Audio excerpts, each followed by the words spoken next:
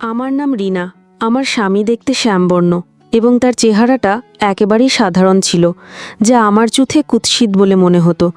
তাই তিনি আমার কাছাকাছি এলেই আমার মনটা বেতৃষ্ণায় ভরে উঠত। আমি সবসময় তার থেকে নিজেকে দূরে সরিয়ে রাখতাম। সত্যি বলতে তার গায়ের রং এতটাই কালো ছিল যে তাকে দেখে আমার মাঝে মাঝে ভয়ও করত। এই কারণেই আমি বাসর রাতে, যখন আমার স্বামী ঘুমিয়ে পড়েছিল, আমি চুপি চুপি আমার চাচাতো ভাসুরের ঘরে গিয়েছিলাম এবং সেখানেই আমার মনের বাসনা মিটিয়েছিলাম। আমার পরিবার থেকেই দেখাশোনা করে এই বিয়ের আয়োজন করা হয়েছিল। আমার বাবা মা ওই সাধারণ চেহারার ছেলেটিকেই আমার জন্য পছন্দ করেছিলেন, কারণ ছেলেটি দেখতে যেমনই হোক না কেন, সে ছিল প্রচুর সম্পত্তির মালিক। ছেলেটা একটা ব্যাংকে ভালো পদে চাকরি করত, আর তারই আনজংযোগী ভবিষ্যৎ দেখেই আমার বাবা মা তাকে আমার জীবনসঙ্গী হিসেবে বেছে নিয়েছিলেন। আমার মতো একজন সুন্দরী মেয়ের ওই কালো আর সাধারণ চেহারার ছেলেকে বিয়ে করার কোনো ইচ্ছেই ছিল না। আমি ছিলাম 23 বছরের এক অনিন্দ্য সুন্দরী যুবতী। আমার স্বামী যতটা শ্যামবর্ণ আর সাদামাটা দেখতে ছিল, আমি ঠিক তার বিপরীত, অর্থাৎ ততটাই ফর্সা ও রূপবতী ছিলাম। কিন্তু অনেক পরে আমি উপলব্ধি করতে পেরেছিলাম যে সেই সাদাসিধে মানুষটিকে অবহেলা আর অপমান করে আমি আমার জীবনের সবচেয়ে বড় ভুলটা করে বসেছিলাম। আমার বিলকুলই ইচ্ছে ছিল না, কিন্তু বাবা মায়ের কথায় বাধ্য হয়ে যখন ওই কালো ছেলেটাকেই বিয়ে করতে হলো, তখন বাসর রাতে আমার মনটা বিষাদে ছেয়েছিল। আমি ঘরের এক কোণে মন খারাপ করে বসেছিলাম, কারণ কোনোভাবেই আমি ওই মানুষটাকে আমার স্বামী হিসেবে মেনে নিতে পারছিলাম না। এরপর আমার স্বামী যখন ঘরের ভেতরে প্রবেশ করলো, তাকে দেখা মাত্রই আমার আপাদমস্তক জ্বলে গেল। সে যখন ধীরে ধীরে আমার দিকে এগিয়ে আসছিল, তখন আমার মুখের ওপর থেকে ঘুমটা সরাতেও সে কেমন যেন ইতস্তত করছিল। আমি তখন রাগে গজরাতে গজরাতে নিজেই নিজের ঘুমটা ছুঁড়ে ফেলেছিলাম। এরপর আমার সেই স্বামী যা করেছিল তা শুনলে আপনারাও হয়তো অবাক হয়ে যাবেন। আমি যখন নিজের মুখের ঘুমটা নিজেই সরিয়ে ফেললাম, তখন আমার স্বামী আমার মুখের দিকে তাকিয়ে হঠাৎ করেই সে আমার পায়ে পড়ে কান্নায় ভেঙে পড়ল এবং আমাকে ধন্যবাদ জানাতে লাগলো। আমি কিছুই বুঝে উঠতে পারছিলাম না যে আমার স্বামী কেন এভাবে আমার পা ধরে কাঁদছে, আর ধন্যবাদই বা জানাচ্ছে কিসের জন্য। তখন আমার অনিচ্ছা সত্ত্বেও আমি তার হাত ধরে তুলে জিজ্ঞেস করলাম সে কেন এভাবে কান্নাকাটি করছে। আমার স্বামী তখন আমার মুখের দিকে তাকিয়ে বলল, রিনা, তোমাকে অসংখ্য ধন্যবাদ, কারণ তুমি এত রূপসী হয়েও আমার মতো একজন সাধারণ চেহারার ছেলেকে বিয়ে করতে রাজি হয়েছো। এর আগে প্রায় 30টি মেয়ে শুধু আমার চেহারার কারণে আমাকে প্রত্যাখ্যান করেছে। এরপর সে আমার হাত ধরে আমার আরও কাছে আসার চেষ্টা করলে আমি তাকে বলেছিলাম, দেখুন, আমি সারাদিনের অনুষ্ঠানে বেশ ক্লান্ত, তাই আজ একটু বিশ্রাম নিতে চাই। এই কথা বলে আমি তার দিকে পেছন ফিরে শুয়ে পড়লাম। আমার স্বামী তখন খুব ভালোবাসার সাথে বলেছিল, কোনো সমস্যা নেই রিনা, তুমি যতদিন না নিজে থেকে চাইবে আমি ততদিন তোমার কাছাকাছি আসবো না। আর তাছাড়া এখন তো আমরা সারা জীবন একসাথেই থাকবো, তাই তোমার যখন ইচ্ছে হবে আমি তখনই তোমার কাছে আসবো। আমার স্বামী এসবের কিছুই জানতো না যে আমি তাকে কতটা ঘৃণা করতাম। এমনকি তার সাথে আমার দুটো কথা বলতেও ভালো লাগতো না। আর আমি তাকে কেন এতটা ঘৃণা করতাম তার আসল কারণটা যদি আপনারা জানতে পারেন, তাহলে হয়তো আপনারা সবাই মিলেই আমাকে ঘৃণা করবেন। আমি জানি আমার এই সত্য কাহিনী শোনার পর আপনারা হয়তো আমাকেই ঘৃণা করবেন, কিন্তু নিজের ভুল আপনাদের সামনে স্বীকার করতে আমার কোনো লজ্জা নেই। আমি এই কারণেই আমার ভুলের কথা আপনাদের জানাতে চাই, যাতে আমার মতো অন্য কোনো মেয়ে আবেগের বশবর্তী হয়ে এমন ভুল পথে পা না বাড়ায়। আর আজ পরিস্থিতি এমন এক পর্যায়ে এসে দাঁড়িয়েছে যে একসময় আমি আমার স্বামীকে ঘৃণা করতাম, আর আজ আমার স্বামী আমাকে ঘৃণা করে। আমি প্রত্যেকদিন তার পা ধরে ক্ষমা চাই, কিন্তু আজও আমি তার কাছ থেকে ক্ষমা পাইনি। এবার আপনাদের আমার জীবনের সেই সত্যি ঘটনাটি খুলে বলবো। আসলে বিয়ের আগে থেকেই আমার অন্য একটি ছেলের সাথে গভীর ভালোবাসার সম্পর্ক ছিল, কিন্তু ছেলেটি বেকার হওয়ায় আমি বাড়িতে তার কথা বলার সাহস পাইনি। তাই আমি বাধ্য হয়ে আমার পরিবারের পছন্দে ওই কালো সাধারণ চেহারার ছেলেটিকে বিয়ে করতে বাধ্য হয়েছিলাম। কিন্তু বিয়ের পর যে সত্যটা আমি জানতে পারলাম, তা শুনে আমার পায়ের তলার মাটি সরে গিয়েছিল। কারণ আমি যে ছেলেটিকে ভালোবাসতাম সে তো সম্পর্কে আমার চাচাতো ভাসুর হয়েছিল, অর্থাৎ সে ছিল আমার চাচা শ্বশুরের বড় ছেলে। এই কথাটা জানার পর আমি মানসিকভাবে আরও বেশি করে ভেঙে পড়েছিলাম, কারণ আমি ওই ছেলেটিকে পাগলের মতো ভালোবাসতাম। কিন্তু আমার কাছে এই বিয়েটা না করে আর কোনো উপায় ছিল না। এদিকে বিয়ের পরদিন সকালে শাশুড়িমার কথা মতো আমি রান্নাঘরে গিয়ে সবার জন্য সকালে নাস্তার ব্যবস্থা করছিলাম। তখন শাশুড়িমা আমাকে বললেন, যেহেতু এটা আমার শ্বশুরবাড়িতে প্রথম দিন, তাই বাড়ির নিয়ম অনুযায়ী আমাকে আমার স্বামীর হাতে খেতে হবে। এতে নাকি আমাদের দুজনের মধ্যে ভালোবাসা আরও গভীর হবে।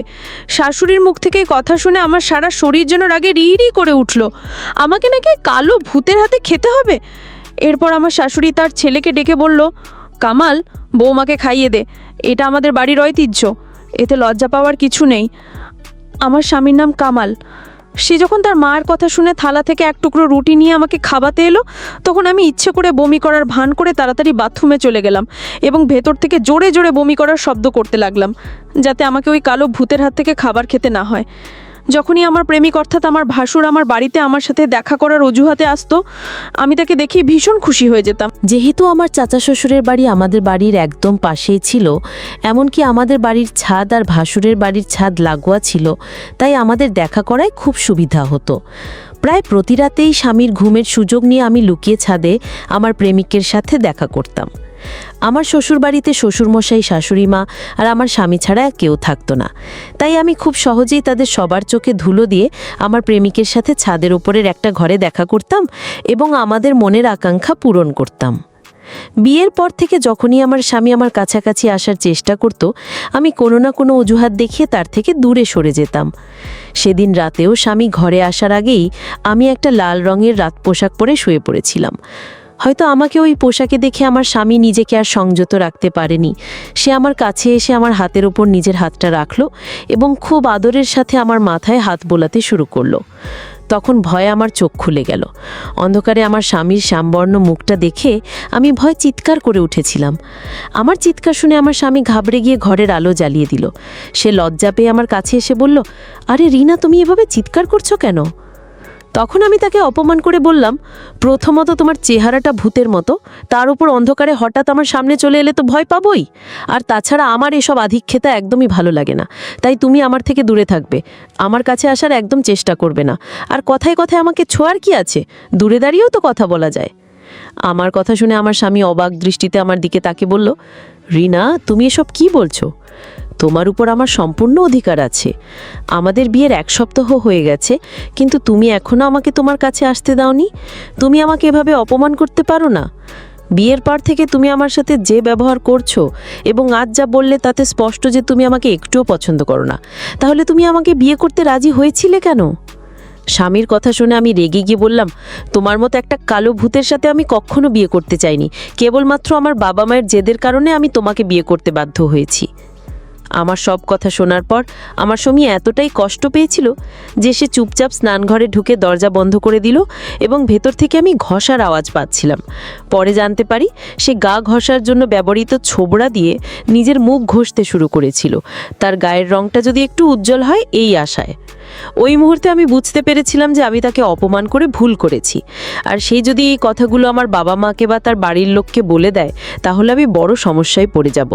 তাই আমি আবারও তার সাথে ভালোবাসার নাটক শুরু করলাম।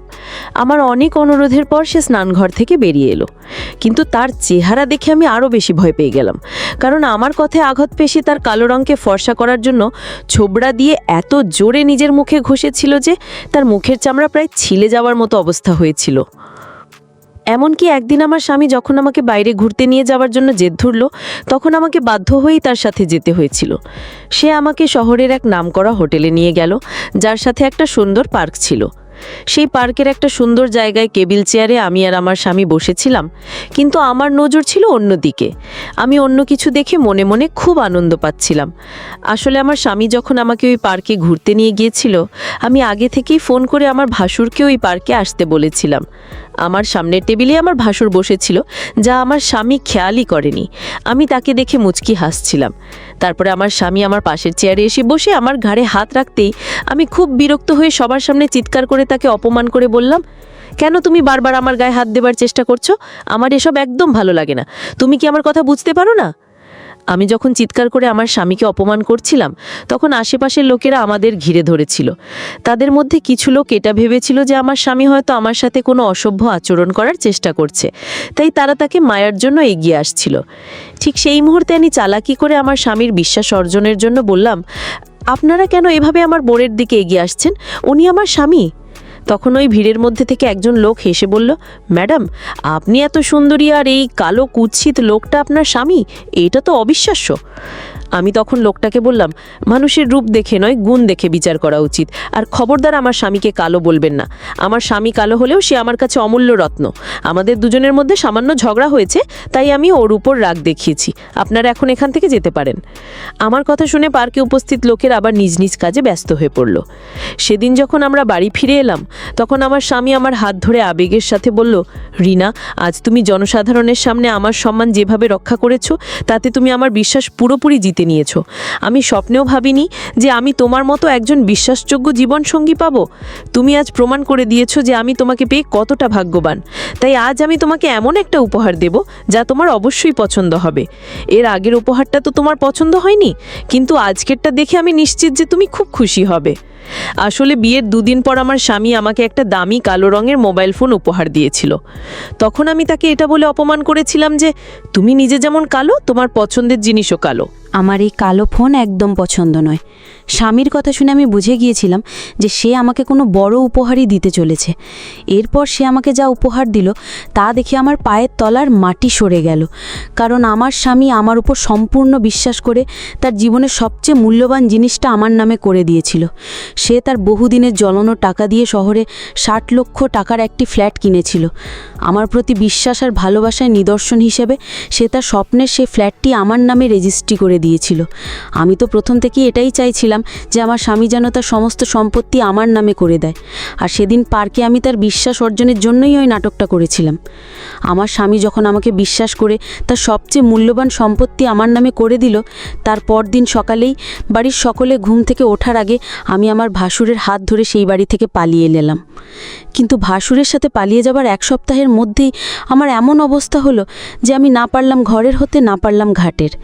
কারণ আমার প্রেমিক অর্থাৎ আমার ভাসুর আমার বিশ্বাসকে কাজে লাগিয়ে সেই ফ্ল্যাটটি নিজের নামে লিখিয়ে নিয়েছিল। আমি যেহেতু তাকে খুব ভালোবাসতাম, তাই আমি আমার স্বামীর দেওয়া ফ্ল্যাটটি তার নামে করে দিয়েছিলাম। কিন্তু কাগজপত্রের কাজ শেষ হতেই সে আমাকে ধাক্কা দিয়ে সেই ফ্ল্যাট এবং তার জীবন থেকে বার করে দিল। যেমন আমি আমার স্বামীকে প্রতারণা করেছিলাম, ঠিক একইভাবে আমার প্রেমিকও আমাকে ব্যবহার করে ছুঁড়া খেলে দিল। সেদিন আমি বুঝতে পেরেছিলাম যে আমার স্বামীর চেয়েও অনেক বেশি কুৎসিত মানসিকতার ছিলাম আমি নিজে। আমার প্রেমিক যেহেতু বেকার ছিল, তাই আমরা দুজন মিলেই এই পরিকল্পনাটা করেছিলাম যে আমি আমার স্বামীর সম্পত্তি হাতিয়ে নিয়ে তার সাথে পালিয়ে যাব। কিন্তু আমি স্বপ্নেও ভাবতে পারিনি যে যে ছেলেটির জন্য আমি আমার স্বামীকে এত ঘৃণা করতাম সে কোনো দিন আমাকে ভালোই বাসেনি। সে শুধু আমার মাধ্যমে আমার স্বামীর সম্পত্তি দখল করতে চেয়েছিল। এরপর আমি নির্লজ্জের মতো আবার আমার স্বামীর কাছেই ফিরে এসেছিলাম। সে আমাকে তার বাড়িতে আশ্রয় দিয়েছিল, কিন্তু স্ত্রী হিসেবে আর গ্রহণ করেনি, কারণ আমি তাকে যে পরিমাণ কষ্ট দিয়েছিলাম তারপর এটা হওয়াই স্বাভাবিক ছিল। এত কিছুর পরেও আমার স্বামী যে আমাকে তার বাড়িতে থাকতে দিয়েছিল এটাই আমার কাছে অনেক বড় পাওয়া। কারণ আমার প্রেমিক যখন আমাকে বাড়ি থেকে তাড়িয়ে দিয়েছিল তখন আমি নিরুপায় হয়ে আমার বাবা মায়ের কাছে ফিরে গিয়েছিলাম, কিন্তু তারা আমাকে কুলটা আখ্যা দিয়ে বাড়ি থেকে তাড়িয়ে দিল এবং চিরদিনের জন্য সম্পর্ক ছিন্ন করলো। এমনকি আমি যখন আমার বরের কাছে ফিরে এসেছিলাম তখন আমার শ্বশুর শাশুড়িও আমাকে মেনে নিতে রাজি ছিলেন না, আর সেটাই স্বাভাবিক ছিল। কিন্তু আমার স্বামী কামাল এতটাই মহানুভব ছিল যে এত কিছুর পরেও সে আমাকে তার বাড়িতে আশ্রয় দিয়েছিল। সেদিন আমি তার চেহারার আড়ালে লুকিয়ে থাকা সুন্দর মনটাকে দেখতে পেয়েছিলাম এবং বুঝতে পেরেছিলাম যে আমি কতটা কুৎসিত। সেদিনের পর থেকে আমি আমার স্বামীকে মন থেকে ভালোবাসতে শুরু করেছিলাম। এখন আমি তার ভালোবাসা পাওয়ার জন্য ব্যাকুল হয়ে থাকি, কিন্তু সে আমার থেকে দূরত্ব বজায় রাখে। আমি জানি না সে কবে আমাকে ক্ষমা করবে এবং আবার আগের মতো ভালোবাসবে, কিন্তু আমি শেষ পর্যন্ত চেষ্টা করে যাব যতদিন না আমার স্বামী আমাকে ক্ষমা করছে। আমি আশা করি আমার স্বামী এবং শ্বশুর শাশুড়ি খুব তাড়াতাড়ি আমাকে ক্ষমা করে দেবেন। আমি নিজেকে আগের থেকে অনেক পরিবর্তন করেছি এবং এখন আমি আমার পরিবারকে এতটাই ভালোবাসি যে মনে হয় তাদের কোনো ক্ষতি হবার আগে যেন আমি তাদের রক্ষা করতে পারি। আমার জীবনে সেই ভুলের জন্য আমি অনেক বড় শিক্ষা পেয়েছি। তাই তোমাদের সবাইকে একটাই কথা বলবো, তোমরা আমার মতো আবেগের বশে এমন ভুল কাজ কখনো করো না।